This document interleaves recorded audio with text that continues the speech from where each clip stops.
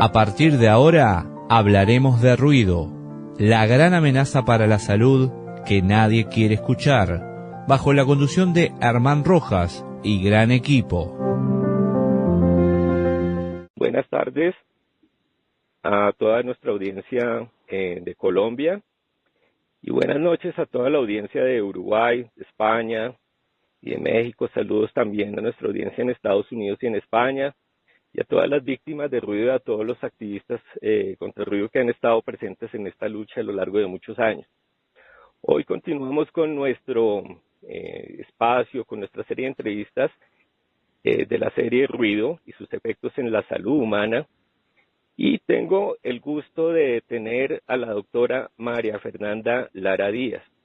La doctora María Fernanda es fonoaudióloga, docente de la Universidad Nacional de Colombia, es doctora en ciencia cognitiva y de lenguaje de la Universidad de Barcelona, y en Colombia ha trabajado en la implementación de nuevas tecnologías en rehabilitación en fonoaudiología. Buenas tardes, doctora María Fernanda. Es un gusto tenerla en la emisora. ¿Cómo está usted? Muy bien, muchísimas gracias por la invitación y por llevar este conocimiento sobre las implicaciones del ruido en la salud humana. Bueno, doctora, muchas gracias a usted por el espacio y por su confianza en poder brindarnos información en este momento. Doctora, históricamente se sabe que la salud ocupacional, inicialmente los primeros enfoques que estaban tendientes a restringir los límites máximos permisibles se enfocaban en ocupaciones como la minería, la construcción y la aeronáutica, que sabemos que tradicionalmente ofrecen protección auditiva a los trabajadores. Con el tiempo empezaron a aparecer bares, discotecas, conciertos al aire libre cerca de zonas residenciales y un aumento de la cobertura. Por ejemplo, hasta el año 1999, la OMS establecía en ese instante que podían permitir máximo 100 decibeles durante 4 horas de exposición continua, pero para el 2022 a ese nivel de 100 decibeles ya lo redujo a máximo 15 minutos y 70 decibeles promedio anual, hablando de los bares y discotecas. Con respecto a eso, doctora, ¿en Colombia se cumplen estas normativas? ¿Se da protección a los trabajadores? ¿Realmente se protege la salud auditiva tanto de los asistentes como de los trabajadores? ¿Qué opina usted de eso? Pues la norma existe y digamos que creo que se ha avanzado mucho en el país en cuanto a las aseguradoras de riesgo, pero también en la conciencia de los mismos trabajadores en el uso de la protección, porque no solamente tiene que ver con que se ofrezca la protección, sino también que se eduque a las personas sobre la importancia de esto. Fíjese que, por ejemplo, con los ojos, con las manos, la gente es un poco más sensible y dice que yo me protejo los ojos más fácilmente que protegerme los oídos, porque el efecto de la pérdida auditiva y de la pérdida auditiva por ruido, pues es silenciosa, es invisible, no duele. Entonces, si hay empresas, si hay sectores, cuando uno mira, por ejemplo, todo el sector de la construcción, hay mucho del sector industrial que hace esa protección, pero tenemos trabajadores que salen de esa exposición de ruido a su vida diaria y pueden seguir expuestos al ruido. Hay otras profesiones y otras ocupaciones que también están expuestas al ruido, pero que por su naturaleza protegerse es más complejo. Por ejemplo, los docentes, las universidades, los colegios, los jardines tienen altos niveles de ruido. De hecho, los profesores de colegio y los profesores de universidad, su primera causa de problemas ocupacionales tiene que ver con la voz, y muchas veces por la voz, por esa exposición al ruido, porque tienen que subir ese volumen de la voz. Tenemos otras profesiones diferentes o ocupaciones, pero también tenemos un desplazamiento urbano. Nosotros tenemos en ciudades grandes, por ejemplo, ciudades como Bogotá, podemos estar en el transporte público media hora, 1 hora, y eso de ida y de vuelta con una exposición altísima al ruido que tenemos, pues esto hace que tenemos una protección ocupacional, pero también tenemos ruido en el desplazamiento. Y desafortunadamente hay personas que viven cerca, en zonas residenciales, que ya no son zonas tan residenciales y que han puesto temas como, por ejemplo, el video claro que se ha puesto aquí por el CAM, o cerca al Movistar Arena, o cerca al Campín. Todas estas zonas son zonas de ruido, o zonas, por ejemplo, barrios que eran residenciales tradicionales que se han convertido en zonas de bares y de restaurantes, desplazando a las personas a tener que vivir en otros lugares. El que tiene la posibilidad económica de desplazarse se desplaza, pero otros muchos no pueden. También tenemos el caso de las personas que viven en avenidas grandes que no pueden costear, por ejemplo, poner una ventana antirruido y están expuestos al ruido toda la noche. Entonces, pues sí está bien hacer el esfuerzo laboral, pero creo que como país tenemos que pensarnos diferente la protección auditiva. Claro, doctora. Ya que usted lo menciona, en algún momento también habló del tema de los bares y las discotecas. Lo que yo he visto en Colombia es que normalmente los trabajadores de construcción, minería y en la aeronáutica, sobre todo cuando uno va a los aeropuertos, ellos realmente sí utilizan los protectores, pero uno entra a los bares, a las discotecas y uno no encuentra el DJ o no encuentra a las personas que están poniendo la música con protección. Y uno mira que muchas veces en estas zonas de bares y discotecas superan los 70 decibelios perfectamente. Entonces, en ese sector, ¿cómo es la protección tanto para los trabajadores como para los asistentes? Pues es complejo porque fíjese que no hay esa conciencia, o sea, las personas estamos despertando a la conciencia del ruido y la importancia del cuidado auditivo, pero la persona que trabaja en un bar, la persona que trabaja en un restaurante, pues tiene que estar conectado con otras personas, si es que está haciendo, por ejemplo, servicio como mesero o servicio a otras personas, entonces pues tiene que estar conversando. Las cocinas son ambientes ruidosos, las cocinas de estos bares donde se siente la música, se siente la vibración. Y lo que pasa es que, claro, para el asistente que va un rato, que va una vez a la semana o que va una vez al mes, pues no es tan grave, pero para el trabajador que está todo el tiempo allí, pues es un tema que le aumenta al ruido. Y fíjese que, por ejemplo, los grandes cantantes de rock, ahorita los que ya tienen 70, 80 años, ya están avisando que tienen pérdida auditiva producida por ruido. Entonces ya incluso los músicos, los rockeros duros, ya están haciendo campañas diciendo, venga, estamos perdiendo la audición y perdimos la audición por esta exposición al ruido y por no protegernos. Y esos son equipos, digamos, gente que viaja y músicos que están todo el tiempo expuestos a esto. Y algunos usan protección auditiva, pero si nosotros nos vamos a nuestras bandas caseras de rock, a nuestros grupos de vallenato, a nuestros conciertos de salsa, pues somos una sociedad a la que los eventos se realizan con unos niveles de ruido altísimos y sin ninguna protección. Sí, doctora, precisamente nosotros en la iniciativa Colombia contra el Ruido hemos observado incluso, por ejemplo, a veces las autoridades distritales, los alcaldes, por ejemplo, autorizan celebraciones como sucede en el Carnaval de Barranquilla y seguramente esto sucede también en muchas ciudades de América Latina, festividades que como el Carnaval de Barranquilla, como le mencioné, superan incluso los 113 decibeles, que fue la última vez del carnaval más reciente, y esto también de todas maneras afecta a la audición. ¿Qué opina usted con respecto a estos permisos que se dan en este tipo de situaciones o eventos o festividades públicas sin tener ninguna consideración con respecto a la emisión de ruido y la salud auditiva? Porque pues por una expansión aguda, si en algún momento llega a haber una exposición voluntaria o involuntaria demasiado fuerte, pues en un solo instante puede lesionarse el tímpano. ¿Qué opina usted con respecto a la autorización de esos permisos y esa falta de regulación? Pues es como lo que uno a veces ve, es que las políticas públicas muchas veces se nos quedan en el papel, ¿no? Y hay unas políticas públicas de salud que si los gobernantes se adhirieran, digamos, a ellas y tuvieran decisiones y tomaran decisiones basadas en evidencia científica, seguramente autorizarían el evento, claro que sí, porque culturalmente es importante, pero hay muchas prácticas culturales que van en contra de la salud. ¿Sí? Culturalmente antes en Colombia usted habían tíos que le decían a uno, yo tomo y manejo mejor cuando estoy tomado, y eso fue hace 20 años. Hoy ya uno culturalmente sabe que uno si toma, uno no maneja, y es algo que ya se interiorizó. Y yo creo y espero y yo desearía que nos pasara lo mismo con el ruido, que no es que no pase nada, claro, no pasa nada para personas que es un solo día, pero si usted tiene estos equipos que son de alta salida auditiva, más las personas que están allí, más el tiempo prolongado, pues son los trabajadores muchas veces los que tienen que estar ahí más tiempo, los que están más expuestos, pero además no generamos una cultura de cuidado auditivo y molestamos a personas que viven cerca. Nosotros tenemos que tener en cuenta que hay personas que son más vulnerables al ruido. los niños, los adultos mayores y las personas enfermas por su condición son mucho más vulnerables al ruido que lo que puede estar, digamos, un adulto sano. Entonces, si nosotros tomamos decisiones basadas en datos, basados en política pública y estuviéramos protegiendo a la comunidad, pues estamos también disminuyendo el tema de la carga de la enfermedad. ¿Cuánto puede costarle a Barranquilla la pérdida auditiva en 10 o en 20 años? ¿Cuánto va a costarle a esas personas en años de vida saludable la pérdida auditiva?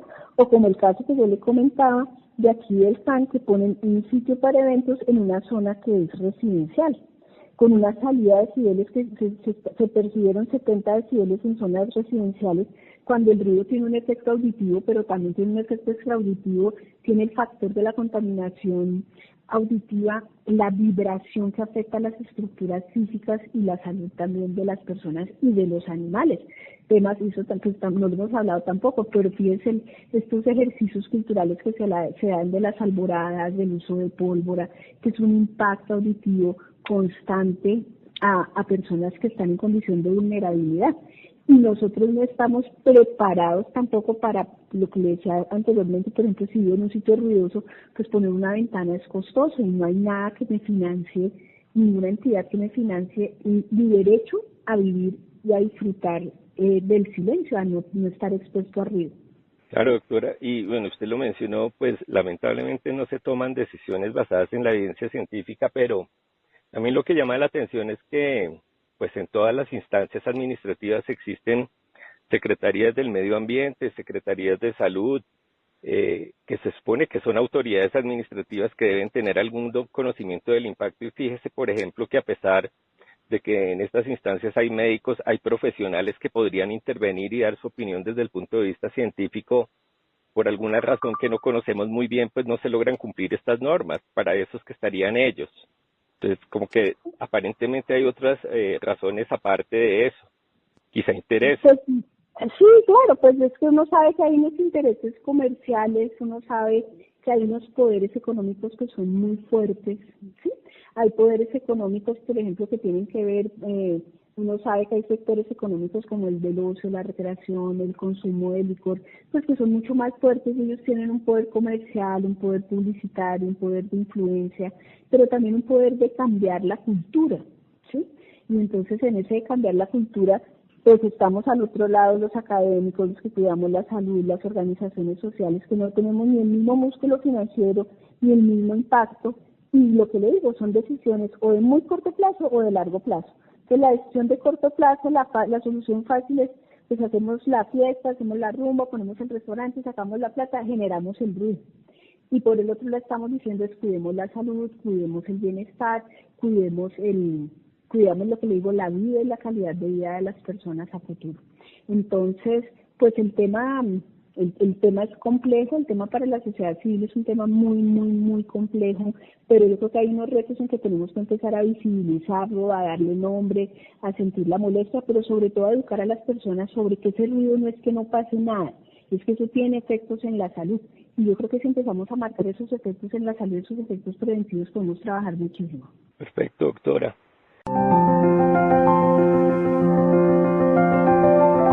Hay temas que se deberían sentir.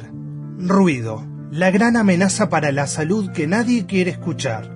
Información, relatos, análisis, entrevistas con el doctor Herman Rojas. Todos los miércoles 19 horas de Uruguay, 17 horas Colombia, en radiocuervouruguay.com.uy. El ruido contamina. Baja la música. Cuidemos el medio ambiente. Hace poco usted mencionó otras áreas ocupacionales, estuvimos tocando temas centros comerciales. La normativa de la OMS establece, digamos, en los centros comerciales 70 decibelios al año, colegios durante el día en momentos de recreo 65 decibeles y descanso 35, hospitales, por ejemplo, en las normas de la OMS 35 decibelios en el día, 30 en la noche. No se cumplen, sabemos perfectamente que el ruido tiene un efecto directo en la salud, es un hecho que es innegable y está demostrado científicamente, pero no se cumplen.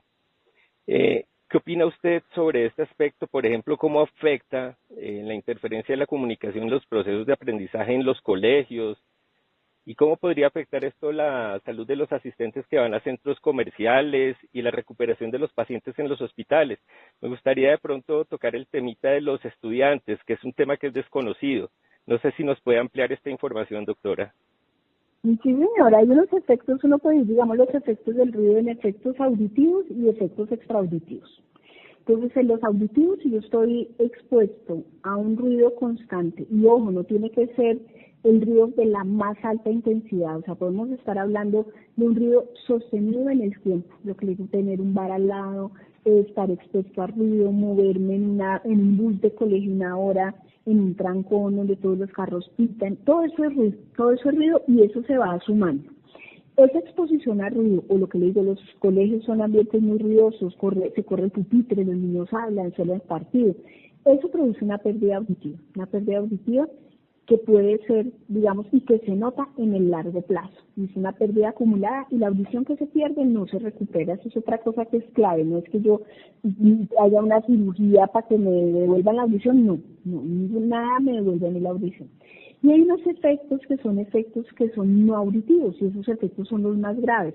Entonces, ¿qué pasa? Que un niño, por ejemplo, en edad escolar, pierde habilidades de atención y se afectan sus funciones ejecutivas. Y esas funciones ejecutivas son las que organizan el aprendizaje, son las que me permiten organizar, planear, regular el comportamiento, llegar a una meta. Entonces, estas funciones ejecutivas son muy sensibles al silencio y necesitan silencio para poder operar, o necesitan que se pueda filtrar el ruido del ambiente. ¿Y cuándo puedo filtrar el ruido del ambiente? Cuando el ruido del ambiente no es muy alto. Entonces, si por ejemplo yo estoy en la casa y estoy estudiando y necesito música para estudiar, pues es una música a un volumen bajito y ese volumen yo lo puedo filtrar. Pero si estoy con la música, con la licuadora, con la aspiradora, pues yo no puedo estudiar y no puedo hacer ninguna tarea. De hecho, uno se siente saturado, uno muchas veces dice, no, me voy a dar una vuelta porque acá hay mucho ruido, o me molesta el ruido de los compañeros.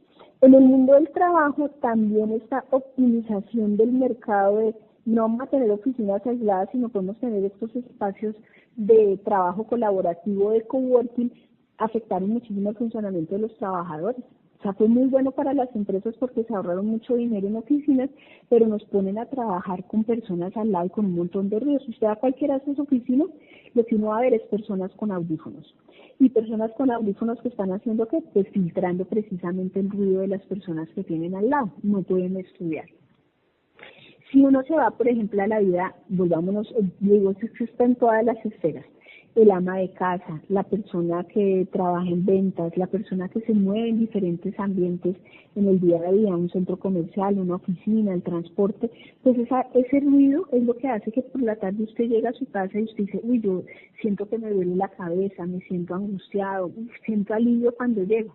Y eso se debe a que el ruido afecta también mi sistema cardiovascular. Entonces, en esa afectación, ¿qué pasa? Que nosotros tenemos todo un sistema que me lleva a un equilibrio. Y en ese sistema, para llegar a equilibrio, pues se perciben esas señales externas como señales de amenaza. Y ahí es cuando aparece el estrés como respuesta. Y el estrés es esa tensión en que todo mi sistema endocrino empieza a funcionar para defenderme de esa agresión que puede ser sonora. Entonces tenemos que se aumenta el ritmo cardíaco, que se liberan lo que le digo algunas hormonas, como por ejemplo el cortisol, que es de estrés, una hormona que es la del estrés, que yo empiezo a preparar mi cuerpo para salir a correr frente a una amenaza, porque el cerebro humano no distingue el tipo de amenaza, si es real o no es real. Si usted siente un ruido fuerte, pues evolutivamente un ruido fuerte es una amenaza porque es alguien que va a venir a atacarme, ¿sí? Me tengo que defender de algo. Entonces llegamos a la casa cansados, agotados, y muchas veces es ese ruido acumulado, el ruido del transporte público, el ruido del trancón, y cuando llegamos a la casa pues necesitamos ese silencio para recuperar el sistema. Pero si usted llega a su casa y en su casa también usted ve en un ambiente ruidoso, pues la cosa es muy complicada. Sí, doctora. Doctora, en algún momento le escuché a usted hablar en una charla que dio acerca de la pérdida auditiva oculta.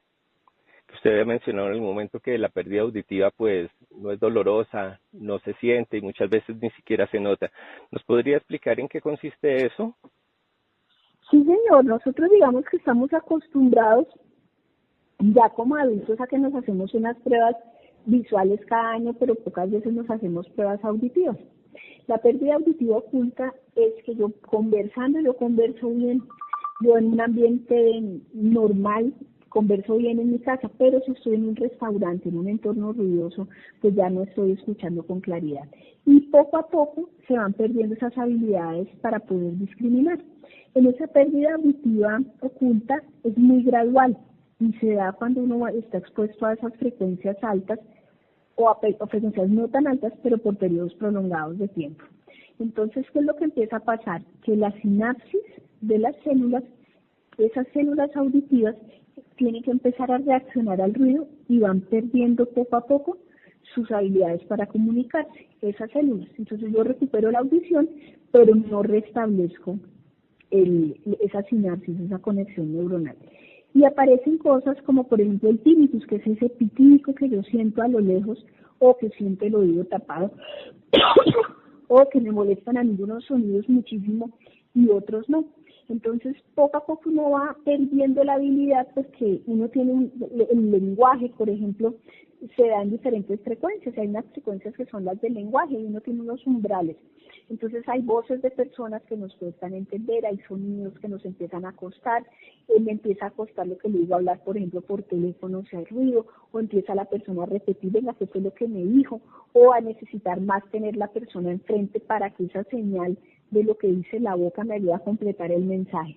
Entonces esa pérdida, como le decía, no tiene arreglo, o sea, no tiene forma de solucionar, y ya cuando identificamos la pérdida auditiva, cuando ya vamos a mirar, pues ya está la pérdida instaurada y ya es muy difícil recuperarla. Hay audífonos, sí, pero los audífonos tienen ciertas ganancias y no siempre la adaptación del audífono me devuelve la habilidad que perdí por ruido. Me devuelve la que perdí por la edad, pero no necesariamente la que perdí por el ruido. Lo que quiere decir, doctora, es que, por ejemplo, cuando una persona empieza a tener pérdida auditiva oculta, empieza a perder como que la capacidad de percibir ciertos sonidos y no los puede filtrar y seleccionar y no los puede discriminar, si le entiendo claramente. Sí, claro, entonces usted ya le va a costar entenderle a ciertos hablantes, por ejemplo, a voces que son muy agudas, o a veces a voces que son exageradamente graves, o cuando dos personas me están hablando al tiempo, o poder extraer algo que se llama la figura y el fondo auditivo, que es cuando alguien me habla en un entorno de ruido, pues uno casi que saca en un primer plano la voz del que me habla, y en un segundo plano queda el ruido de fondo. Entonces todas esas habilidades se empiezan a perder y la audición genera una desconexión también del ambiente. Uno de los altos factores de riesgo de demencia en la edad adulta y en los adultos mayores es la pérdida auditiva. Por eso una recomendación es, uno después de los 50 años tiene que ir una vez al año a su examen audiológico y tener esa audición y esa visión muy corregida, o sea, con gafas, con audífonos si hace falta. Es decir, si la audición, pérdida de la audición en determinado momento se constituye un riesgo para desarrollar demencia, se pueden tomar algunas precauciones o algunas medidas preventivas para impedir el desarrollo de la demencia, si lo entiendo bien. Sí, señor, pues la demencia es una suma de muchos factores, pero digamos que en esas de lo que uno puede prevenir, pues hay un factor genético que es muy fuerte, pero uno sí puede prevenir, por ejemplo, su sistema cardiovascular sano. ¿Y eso qué implica? Hacer ejercicio aeróbico, comer bien, no estar sometido a estos niveles de estrés que le decía, como el del ruido, tener buenas relaciones sociales, y para tener buenas relaciones sociales pues necesito una buena comunicación, y para comunicarme que necesito pues escuchar bien y poder conversar. En la pérdida auditiva las personas empiezan a aislarse, entonces dicen, no, es que aquí no me entienden, me toca repetir 3 veces, yo no me siento ya tan cómodo como me sentía antes, entonces eso genera también un aislamiento en las personas. Entonces la audición es vital. Fíjese que muchas veces, además, esa misma audición es la que nos conecta con el mundo. El adulto mayor le gusta mucho escuchar radio, ver televisión, salir a conversar con los vecinos, pero ahora imagínese que ese ahorro que uno tiene para la vejez, que es su buena audición, pues se va perjudicada porque vive usted en un entorno ruidoso, o porque le pusieron un restaurante al lado, o porque, lo que le digo, la ley y los gobernantes no nos protegen del ruido, que es una amenaza muy fuerte. Bueno, doctora, y volviendo atrás en el tema sobre los jóvenes, me imagino que este tema de los bares, de las discotecas, ¿ha visto usted un aumento en la incidencia de pérdida auditiva dentro de esta población? Claro, sí señora, hay mucha pérdida auditiva en jóvenes. Cada vez digamos que los muchachos desde más jóvenes están expuestos a más rumba, a más ruido, a más fiesta. Además de lo que han generado para nosotros los audífonos. Si usted piensa, hace 20 años era muy rara la persona que tenía un audífono o que tenía un Walkman. Ahorita todo el mundo tiene un audífono. Usted va en el transporte público y ve a las personas con el audífono. ¿Y qué pasa con el audífono? Que el audífono mete directamente el ruido al oído. ¿Y qué pasa? Que es que el ruido no solamente, el ruido son ondas, y las ondas ejercen presión. Y esa presión llega al tímpano, a los huesecillos, o sea, va por todo el oído medio hasta el oído interno a la cóclea. Entonces, ¿qué pasa? Que no tenemos tampoco cultura del uso del audífono. Entonces, uno debe usar el audífono, si es mucho tiempo, a bajito volumen, o si lo va a usar en un volumen muy alto, poquito tiempo. Entonces, eso es un factor que también tiene que ver con este ruido y con esta exposición al ruido. Pero además, fíjese que no hay una conciencia a largo plazo, entonces es como que la audición no se la pudiera gastar toda cuando es joven.